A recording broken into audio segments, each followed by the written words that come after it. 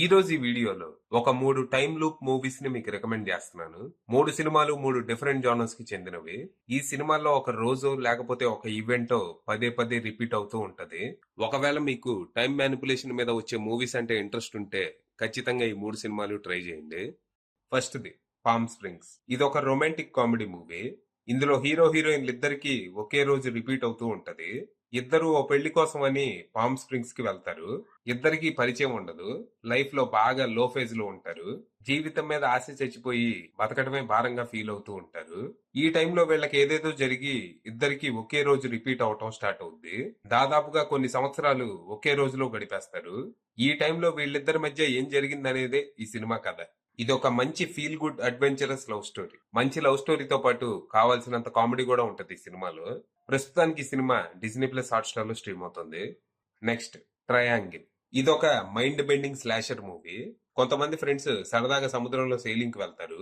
కానీ మధ్యలో పెద్ద తుఫాన్ వచ్చి వీళ్ళ బోట్ తిరగబడిపోద్ది. దాంతో నడి సముద్రంలో ఇరుక్కుపోతారు. ఈ టైంలో అక్కడికి ఒక పెద్ద షిప్ వస్తది. ఎలాగోలా వీళ్ళు దాంట్లోకి ఎక్కుతారు. అయితే షిప్ లో ఎవరు ఉండరు. షిప్ అంతా ఖాళీ. కెప్టెన్ కూడా ఉండడు. ఎవరూ లేకుండా ఈ షిప్ ఎలా నడుస్తుందా అనే క్యూరియాసిటీతో వీళ్ళు షిప్ అంతా వెతకడం మొదలు పెడతారు. ఈ క్రమంలో ఓ గుర్తు తెలియని వ్యక్తి వీళ్ళందరినీ ఒక్కొక్కరుగా చంపడం స్టార్ట్ చేస్తాడు. అందరూ చచ్చిపోయాక మళ్ళీ డే రిపీట్ అవుద్ది. వీళ్ళ బోటు తిరగబట్టం, షిప్ ఎక్కటం, చచ్చిపోవటం, ఇదే రిపీట్ అవుతూ ఉంటది. అయితే ఇది రిపీట్ అవుతున్న విషయం వీళ్ళలో జెస్ అనే అమ్మాయికి తప్ప ఇంకెవ్వరికీ గుర్తుండదు. మరి అసలు ఆ షిప్ లో ఏం జరుగుతోంది, అది ఎక్కడి నుంచి వచ్చింది, ఎవ్వరికీ గుర్తులేని ఈ మారణకాండ ఒక జెస్సీకి మాత్రం ఎందుకు గుర్తుంది, అసలు ఈ జెస్ ఎవరు అనేది మీరు సినిమా చూసి తెలుసుకోవాలి. ఈ సినిమా స్క్రీన్ ప్లే చాలా క్లవర్ గా ఉంటది. ఈ సినిమాలో వచ్చే ట్విస్ట్లు మనం అస్సలు ఊహించలేము. క్లైమాక్స్ అయితే పిచ్చెక్కిస్తది. సినిమా పూర్తయ్యాక మనకు అర్థమైనట్టే అనిపిస్తది గాని ఏం అర్థమైందో మాత్రం అర్థం కాదు. అంత కాంప్లికేటెడ్ గా మైండ్ బెండింగ్ గా ఉంటది ఈ సినిమా. ఈ సినిమా అప్పుడప్పుడు యాపిల్ టీవీ ప్లస్ అలాగే ప్రైమ్ వీడియోలో వచ్చిపోతూ ఉంటది. ఓ కన్నేసి ఉంచండి. నెక్స్ట్, రీమెంబర్. ఇదొక జపనీస్ హారర్ మూవీ. ఇందులో కొంతమంది హై స్కూల్ స్టూడెంట్స్ కి ఒకే రోజు రిపీట్ అవుతూ ఉంటది. రోజు రాత్రి అవ్వగానే వీళ్ళని ఒక పిల్ల దెయ్యం వెంటాడి వేటాడి చంపేస్తూ ఉంటది.